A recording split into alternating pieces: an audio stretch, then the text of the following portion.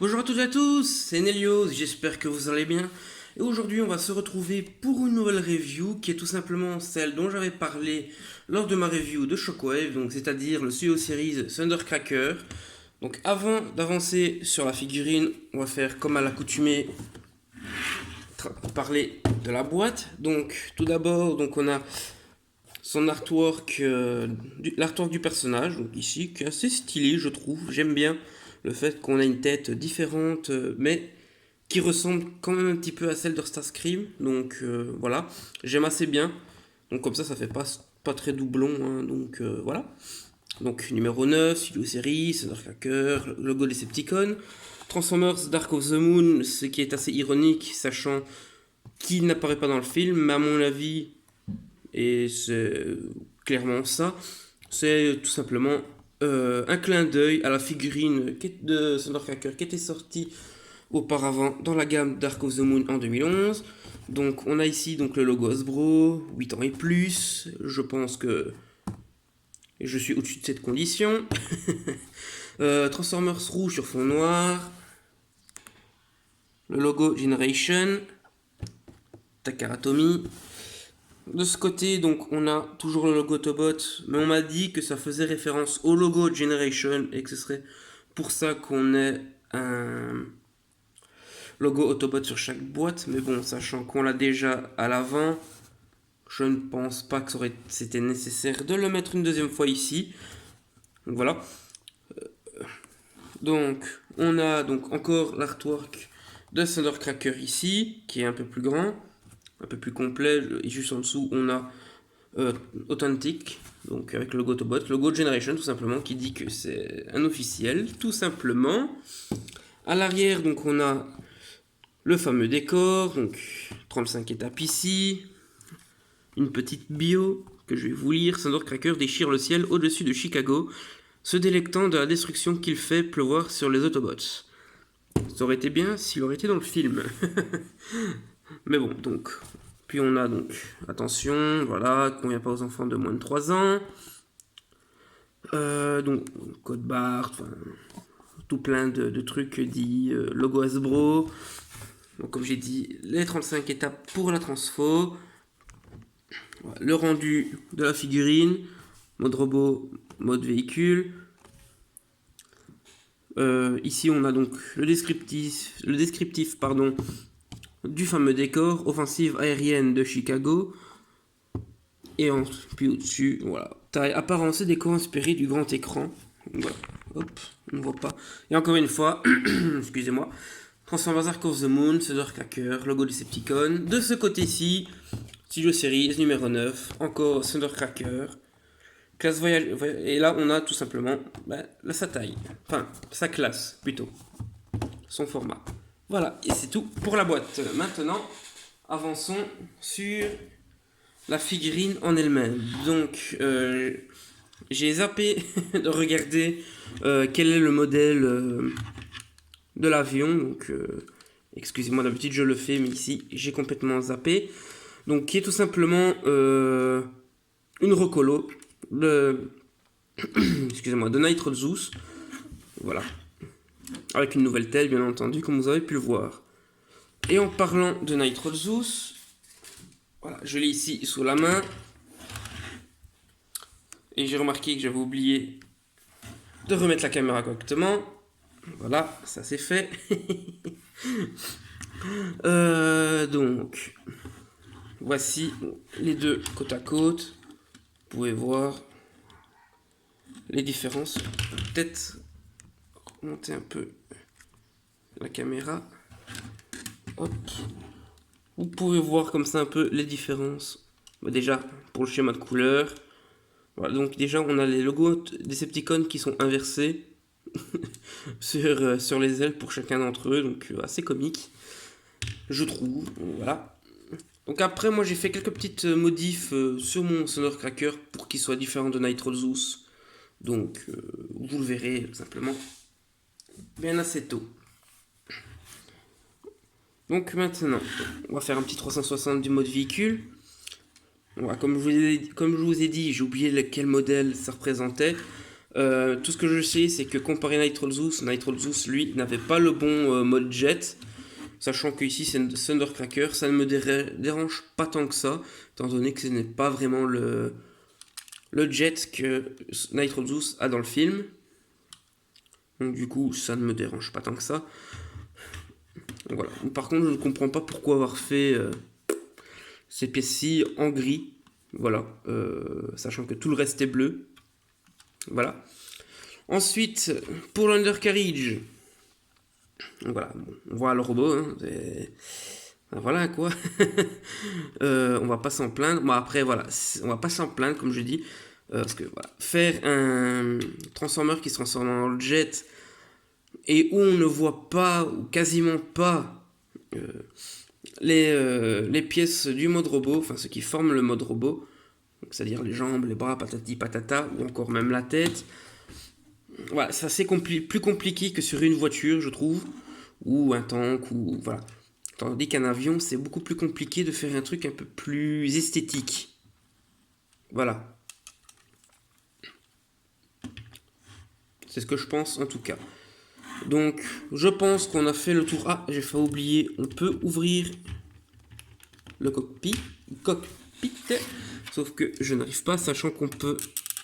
Il reprend les mêmes gimmicks que Nitro Zeus dans The Last Night. C'est-à-dire qu'on peut y mettre un Headmaster. Voilà, sachant que Nitro Zeus, à la base, devait se faire arracher la tête par Cogman et que celui-ci s'implante lui-même pour montrer sa fonction de Headmaster dans le film.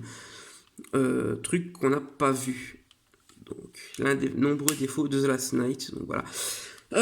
Mais bon, on n'est pas là pour parler du film. On est ici pour parler de cette figurine. Donc, ayant fait le tour du mode véhicule, je pense, on est parti pour la transformation. Donc, pour la transformation, donc on va d'abord commencer par enlever les missiles ici. Donc voilà, qui sont les mêmes que Nitro Zeus d'ailleurs, tout simplement. On va enlever le deuxième ici, s'il veut bien.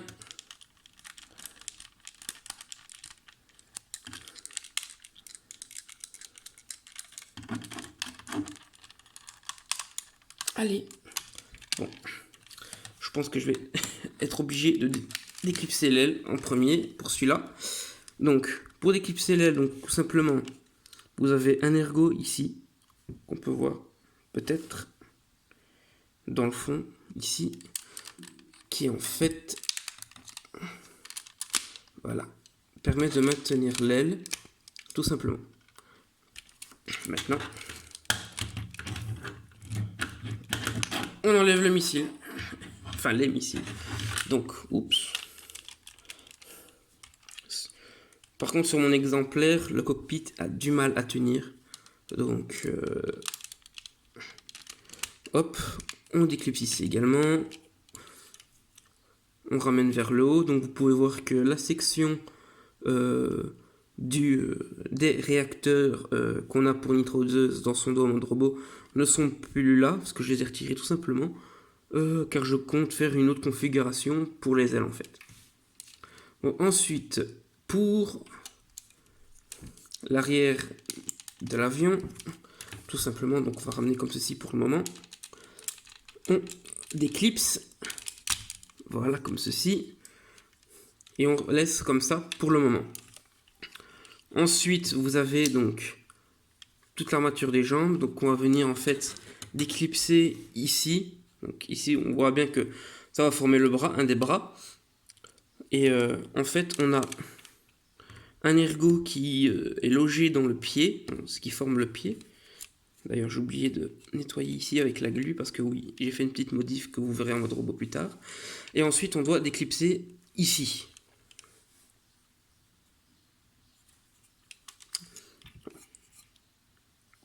Ici, ces sections-ci. Donc, d'un côté, ce côté-ci se déclipse super facilement, donc à rien redire. Par contre, ce côté-ci, c'est une autre paire de manches. Car l'ergot ici, pour la jambe, ah ben, d'habitude, il ne veut pas se déclipser aussi facilement. À mon avis, c'est peut-être la vidéo qui se dit voilà, je vais te laisser faire. Ensuite, donc tout simplement, donc on va prendre toute cette partie-ci qu'on va venir ramener vers l'avant avec cet axe, voilà, qui permettra de dégager ce qui formera l'autre bras. Par contre, ici au-dessus, ce qu'on va faire, une épaulette qui s'est déclipsée, c'est pas grave, on la remettra après. Donc vous ramenez comme ceci jusqu'à ce que vous entendiez le clips. Voilà.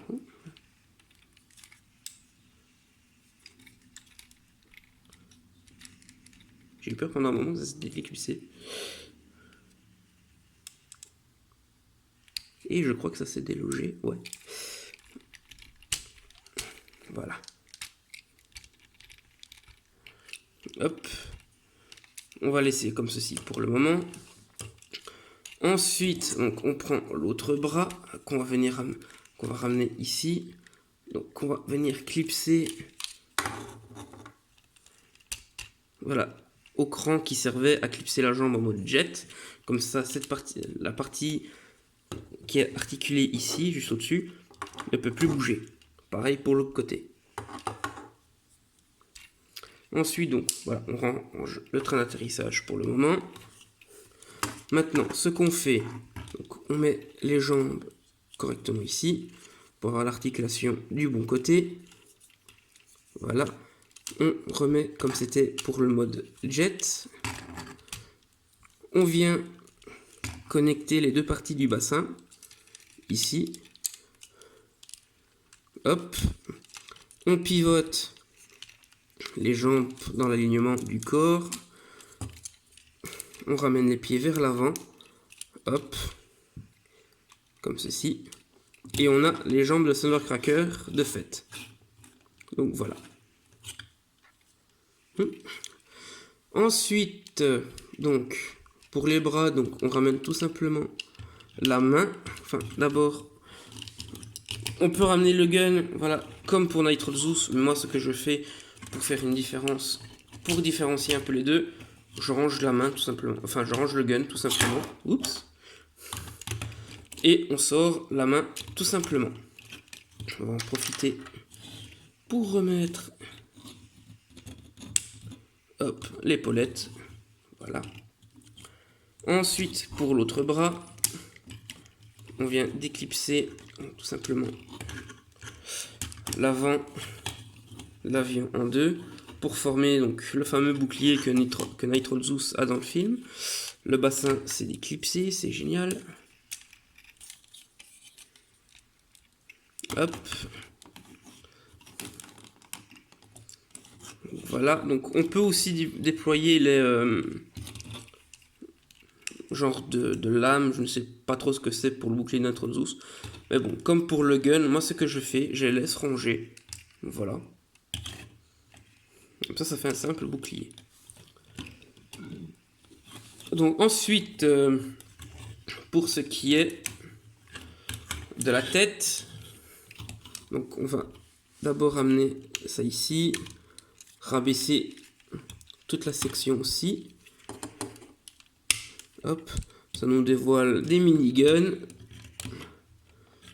Ça me fait un peu penser au Gundam, mais eux c'était sur les côtés de la tête. Donc voilà, et on pivote donc la tête comme je viens de le faire. Et on peut voir que quand on le bouge, ben, ça fait un peu comme une figurine avec la tête qui bouge facilement. J'ai oublié le nom d'ailleurs. Ensuite, donc moi ce que je fais, ma petite config à moi, c'est que hop, je ramène ça comme ça. Hop, ainsi. Bon, après je fais pareil pour Nitro Zeus, hein, pour l'arrière, pour les ailettes, les ailerons à l'arrière du jet. Ensuite, pour la petite pour le petit truc avec les ailes que je fais pour Thundercracker, donc tout ce que je fais, donc on déclipse tout simplement les ailes comme pour Nitro Zeus. On ramène ou pas, c'est comme vous voulez. En tout cas, moi je préfère les ramener comme ceci à l'intérieur, donc pareil ici. Hop. Mais ce que je fais, je utilise les différentes articulations au niveau de l'aile, enfin des ailes tout simplement, pour donner un aspect arrondi tout simplement pour celle-ci. Voilà. Donc, on fait pareil ici, ici et ici.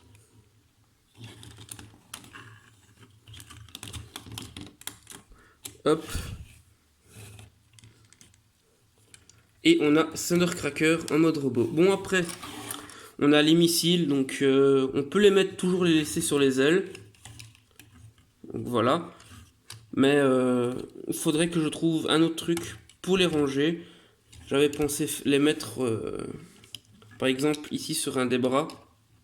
Vous voyez. Donc je n'ai pas encore fait la modif, hein, donc c'est encore... je cherche encore comment faire ça. Donc soit je fais donc sur le bras canon, en fait, 2 trous de 5 mm pour pouvoir positionner donc les missiles en gros de chaque côté. Donc voilà ce que ça pourrait donner par exemple. Plus avoir le canon principal. Canon principal dont je compte changer le bout. Donc voilà. Donc voici Thundercracker en mode robot. Donc voilà, donc pour les modifications donc, que j'ai fait, bon, après modification, pour les ailes c'est pas vraiment une modification, j'ai simplement enlevé ce qui formait le dessus des réacteurs pour Nitrous Zeus, pour faire une petite config sympa, pour faire un petit clin d'œil tout simplement au Seeker à la G1. Donc voilà, même si certains me connaissant voilà, savent que je déteste quand on s'inspire trop de la G1, enfin que je déteste pas, non, c'est surtout une certaine catégorie de fans qui me font détester cette idée pour le repompage de design G1. N'est-ce pas le film Bumblebee pour la scène sur Cybertron. Donc voilà. Donc voilà. Donc là, c'est simplement un clin d'œil pour m'inspirer pour ce Thundercracker, tout simplement. Car je trouve qu'il est beaucoup mieux, ça fait une plus grosse envergure pour lui. Lol. Donc voilà. Et puis pour la deuxième modif, en fait, comme vous avez sûrement dû le remarquer, en fait c'est simplement sur les pieds. En fait, ces parties ici servent de genouillère, tout simplement. Et je me suis dit, je vais encore faire un petit clin d'œil au G1 avec les pieds qu'ils avaient. Tout simplement parce que la forme s'y prêtait. Puis avec le intake donc marqué dessus, ça me faisait vraiment penser comme quoi il y avait une partie de réacteur sous les pieds pour le jet. Donc j'aime vraiment bien. Donc avant de passer à la comparaison avec Nitrous Zeus, on va faire donc, les articulations. Donc on a donc la tête sur un ball joint. Donc on peut faire un 360 comme vous avez pu le voir avec la transformation. Faire un petit oui-non, même si c'est très compliqué. Avec dû à la forme de sa tête comparée à Nitrous Zeus notamment. Donc on a l'épaule comme ceci. Donc on a un trou. On peut faire ça ici aussi. Mais bon, ça bloque avec l'aile, mais il y a moyen que ça passe. Hop. En mettant l'aile vers l'arrière, tout simplement. Hop. Donc on a l'épaulette aussi qui aide pour l'amplitude de mouvement, vu qu'elle est articulée pour l'épaule, pour qu'elle puisse bouger librement. Donc on a un pivot ici au niveau du bras. Le coude un peu moins que 90 degrés pour l'amplitude de mouvement. Puis on a la main ici, simplement un haut bas, simplement dû à la transformation. Et celle-ci n'est pas articulée, d'ailleurs, je tiens à préciser. Donc on n'a pas d'articulation au niveau du bassin, dû à la façon dont il se transforme. Par contre, au niveau des jambes, on a ceci comme amplitude de mouvement vers l'avant. Bon, vers l'arrière, ça bloque un petit peu, mais voilà, on peut passer à côté, donc ça ne gêne pas trop. Donc il y a toujours moyen, donc, et ça c'est encore d'éclipser. Est-ce que je remets un truc mal? Ouais. Ah.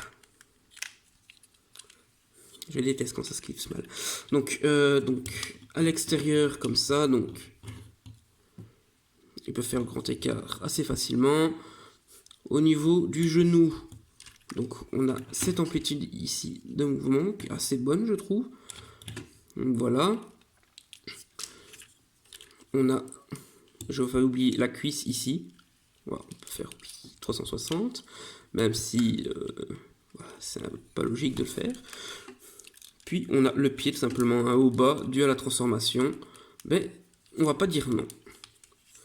Donc voilà pour les articulations de ce cher Sonor Cracker, donc, qui est mon seeker préféré de la G1. Pourquoi je ne sais pas.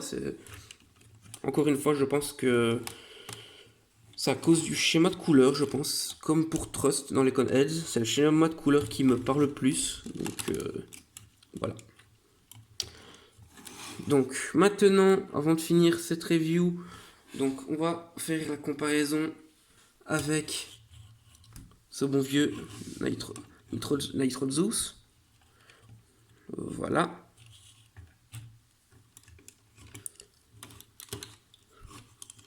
Hop.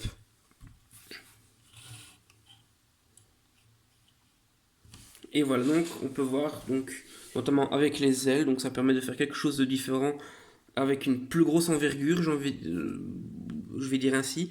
Les pieds qui sont notamment différemment, vu que les genouillères qui étaient ici sur notre Zeus sont sur les pieds, pour faire un pied un peu plus arrondi vers l'avant.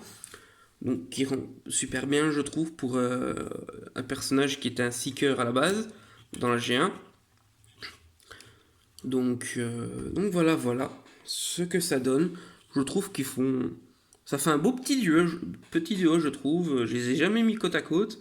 Mais voilà, quand je les vois comme ça, je trouve que ça fait un beau petit duo. Donc après, bon, je compte peut-être modifier un peu le torse. Je sais pas encore parce que j'aime vraiment bien les détails au niveau du torse. Donc j'hésite vraiment à le modifier. Donc voilà. Peut-être enlever une petite partie ici pour faire encore quelque chose un peu différent. Je compte aussi modifier les épaulettes parce que sur mon exemplaire, c'est assez difficile pour la transformation à cause des épaulettes. Je ne sais pas pourquoi. Avec Nitro Zeus, je n'ai pas ce problème-là. Donc voilà. De toute façon, je comptais déjà faire des épaulettes un peu plus petites pour lui à la base. Donc voilà. C'est tout pour la comparaison. Donc c'est ici que cette review s'achève, donc j'espère qu'elle vous a plu, sachant qu'il ne me semble pas qu'il y ait d'autres reviews pour celui-ci, pour ce personnage-ci dans la gamme Pseudo Series en français. S'il y en a, dites-le moi, parce que je n'étais pas au courant, tout simplement, pour ceux qui me suivent. Donc voilà, j'espère, comme j'ai dit, que cette review vous a plu, et on se retrouve pour une autre review qui devra arriver très prochainement. Sur ce, je vous dis à la prochaine et portez-vous bien. Salut!